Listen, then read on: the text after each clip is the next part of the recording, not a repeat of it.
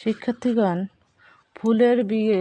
ফুলের বিবাহ গল্পের এখানে কিছু অনুধাবনমূলক প্রশ্নের উত্তর বলবো।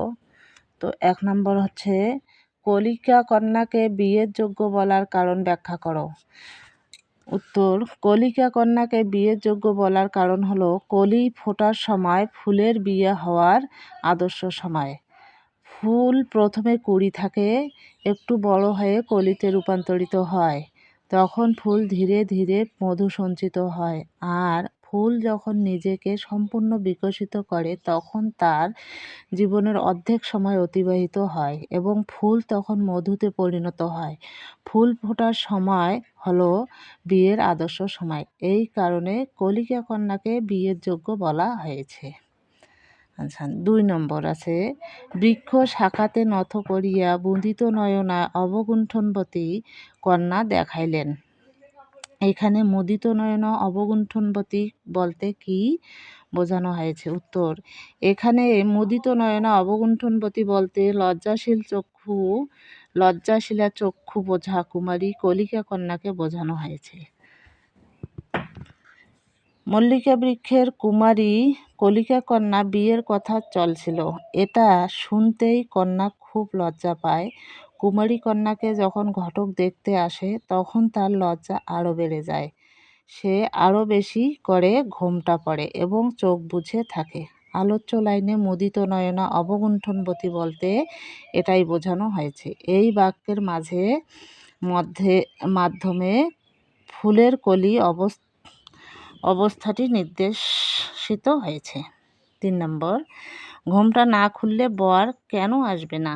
ব্যাখ্যা করো। ঘোমটা না খুললে বর না আসার কারণ হলো, বর ঘোমটা মোড়ানো কনেকে দেখতে আসবে না।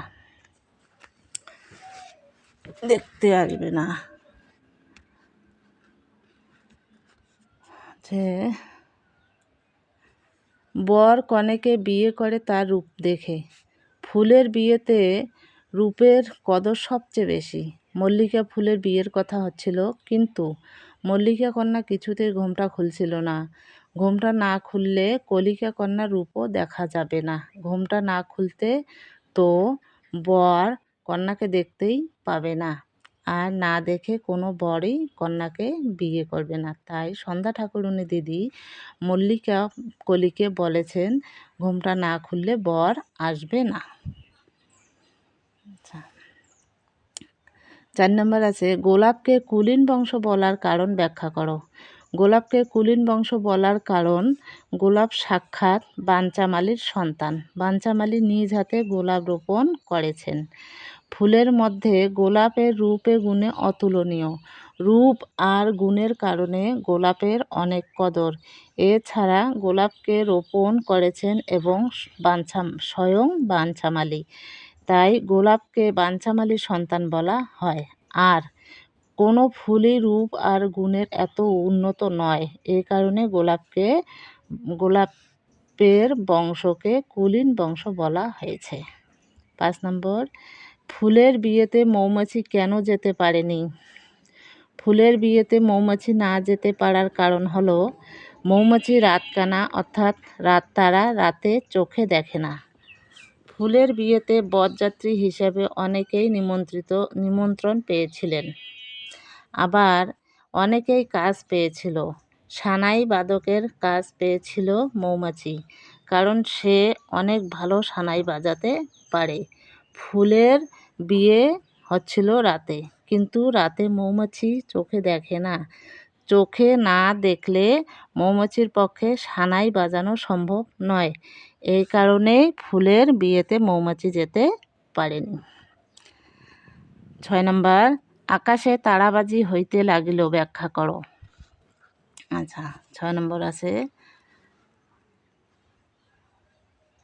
ব্যাখ্যা করতে বলছেন। আচ্ছা, ফুলের বিয়েতে আকাশে তারাবাজি হইতে লাগিল লাইনটি দ্বারা আকাশে জোনাকি পোকার উড়াউড়িকে বোঝানো হয়েছে।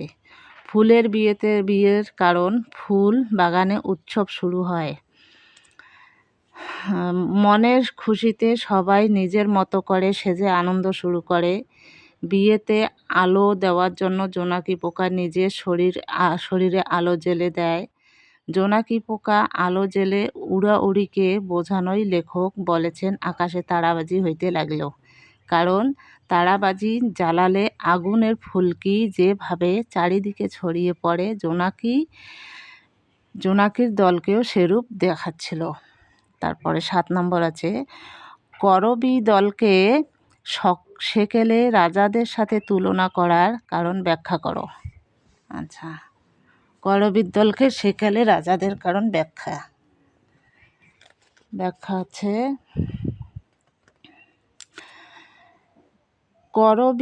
করবীর দলকে সেকেলে রাজাদের সাথে তুলনা করার কারণ হলো সেকেলে রাজাদের মতো উঁচু ডালে চড়ে করবীদের দল মল্লিকা ফুলের বিয়েতে এসেছে। সেকালে রাজারা চলাফেরা করতেন অনেক উঁচু আসনে চড়ে, বিরাট হাতির পিঠে চড়ে তারা গন্তব্যে যেতেন। মানুষ ঘাড় উঁচু করে রাজাকে দেখত। ফুলের বিয়েতে করবী অনেক উঁচু ডালে চড়ে বসেছে। তার অবস্থান উচ্চতার দিকে থেকে সকলে ফুলের উপরে ছিল। এ কারণেই লেখক করবীর দলকে সেকেলে রাজাদের সাথে তুলনা করেছেন। 8 নম্বর, আর কোনো বিবাহ না, তাহারা হুল ফুটাইয়া বিবাদ বাধায়। পিঁপড়া সম্পর্কে এরূপ বলার কারণ লেখো। উত্তর, পিঁপড়া সম্পর্কে এরূপ বলার কারণ হলো পিঁপড়া ঝগড়াটে স্বভাবের প্রাণী। বিবাদ বাধানোই তাদের স্বভাবগত বৈশিষ্ট্য।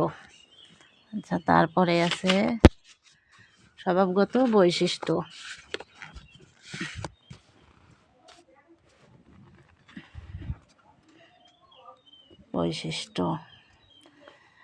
ফুলের বিয়েতে পিঁপড়াকে আমন্ত্রণ জানানো হয়নি, কিন্তু তারা অশোকের মোসাহেবি করার ছলে বিয়েতে হাজির হয়েছে।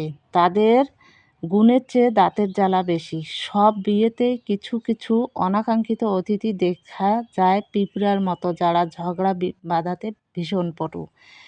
পিঁপড়াও সেই স্বভাবের। যত বিয়েতে তারা যায় সবখানে কারো না কারো গায়ে হুল ফোটায় আর বিবাদ সৃষ্টি করে। এ কারণে পিঁপড়া সম্পর্কে এরূপ বলা হয়েছে। আচ্ছা, তারপরে হচ্ছে 9 নম্বর, ঘটক মশাইয়ের সবখানে যাতায়াতের কারণ ব্যাখ্যা করো। ঘটক মশাইয়ের সবখানে যাতায়াতের কারণ হলো তিনি উপযুক্ত বর এবং কন্যার খোঁজ করে বিয়ে দেন। ভ্রমরের কাজ হলো ফুলদের বিয়ে দেওয়া। কোনো কলিকা কন্যার বিয়ের সময় হয়ে এলো, কোন বর বিয়ের জন্য পাত্রী খুঁজছে, এসব জানার জন্যই একমাত্র কাজ।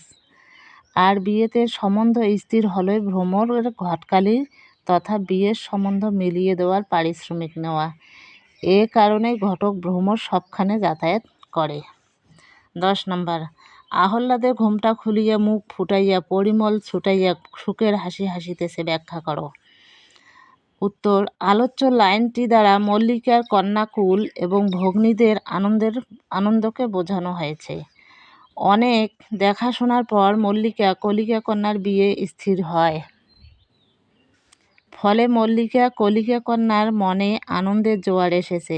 এক সময় বর আসে, রাজপুত্রের মতো সুন্দর বর দেখতে মল্লিকাপুরে সাড়া পড়ে যায়।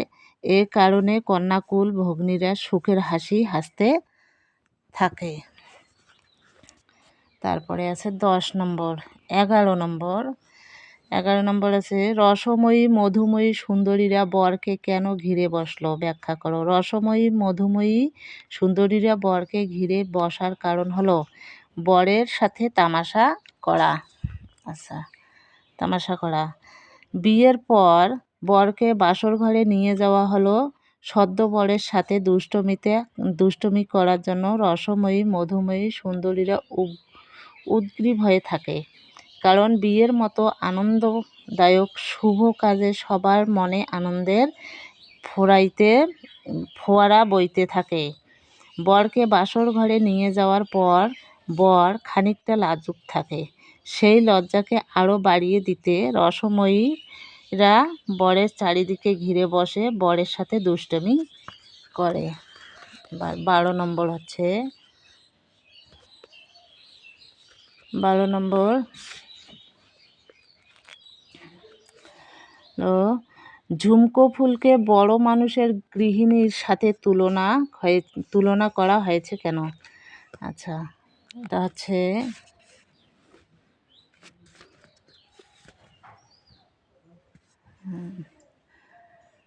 ঝুমকো ফুলকে বড় মানুষের গৃহিণীর সাথে তুলনা করার কারণ হলো আকৃতি আর রঙের কারণে ঝুমকো ফুলকে দেখতে গৃহিণীর মতোই দেখায়। ঝুমকো ফুল অনেক বড় আকৃতির। এই ফুলের পাপড়ির রং নীল। অনেকের মধ্যে এই ফুলের উপস্থিতি সহজে চোখে পড়ে। 8-10 জন গৃহবধূর মধ্যে দামি শাড়ি পরা বড়লোকের গৃহবধূ যেভাবে চিহ্নিত করা যায়, এই ফুলকেও সেভাবে চিহ্নিত করা যায়। এ কারণেই লেখক ঝুমকো ফুলকে বড় মানুষের গৃহিণীর সাথে তুলনা করেছেন। আচ্ছা, তারপরে হচ্ছে 13 নম্বর আছে, সেই পুষ্পবাসর কোথায় মিলিল? লেখক এই ভাবনার কারণ ব্যাখ্যা করো। লেখকের এই ভাবনার কারণ হলো ফুলের বিয়ে তিনি ঘুমের ঘোরে দিয়েছিলেন। ঘুম ভাঙার সাথে তা মিলিয়ে গিয়েছিল। লেখক এক সন্ধ্যায় তার বন্ধু নসীবাবুর ফুল বাগানে বসেছিলেন। ফুল দেখতে দেখতে তার ঘুম এসে গেল। তখন তিনি ফুলের বিয়ে দেখলেন এবং নিজে তাতে অংশগ্রহণ করলেন। এদিকে নসীবাবুর 9 বছর বয়সী মেয়ে কুসুমলতা এসে দেখল যে লেখক বসে বসে ঘুমাচ্ছে। সে লেখকের ঘুম ভাঙাতেই তার স্বপ্ন ভঙ্গ হলো। ঠিক সেই সময় লেখক ফুলের বাসর দেখছিলেন। জেগে দেখলেন ফুলের বাসর কোথাও নেই। হাস্যমুখী পুষ্পসুন্দরীরাও নেই। সব কিছুর সাথে ফুলের বাসর যেন উঠে গেছে বা শূন্যে মিশে গেছে। লেখকের ভাবনার কারণ এটাই। শিক্ষার্থীগণ, এখানে আমি 13টি অনুধাবনমূলক প্রশ্নের উত্তর দিলাম ফুলের বিবাহ থেকে। তোমরা ভিডিওটি দেখে নিও।